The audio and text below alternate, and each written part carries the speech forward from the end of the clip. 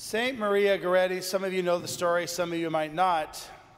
And, we talk about forgiveness of sins. So Saint Maria was 12 years old, or at least I think she was 11, but was good about to turn 12.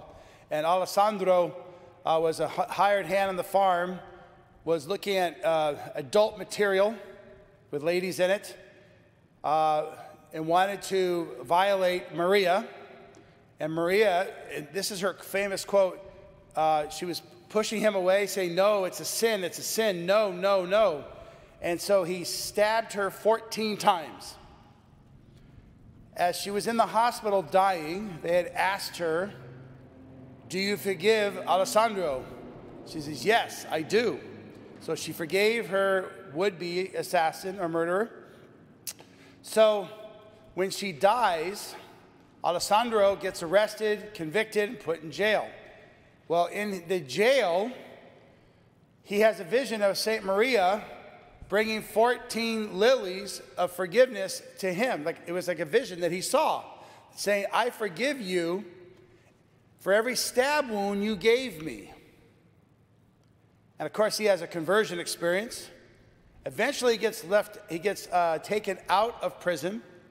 In the meantime, a cult of following for Maria started happening, and eventually she became venerable. Then she got beatified, and then she got canonized. Now, what's so unique about her canonization is two things.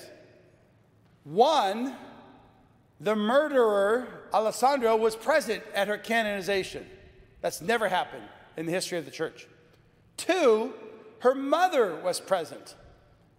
She was in her late 90s, but her mother was present at her own daughter's canonization.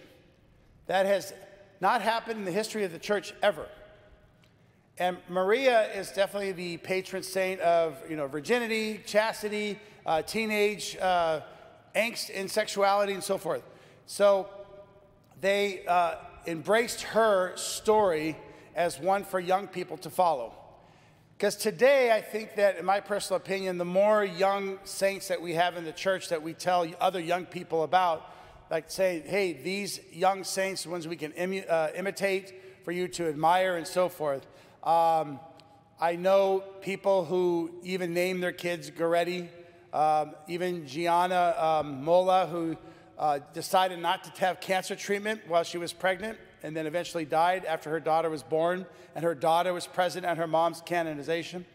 So we have all these great saints for these young people to follow. And if you ever have somebody who's young in your life, a grandkid or a child, it's good for us to tell these stories to these young people because they really need spiritual heroes, and Maria Goretti is definitely one of them.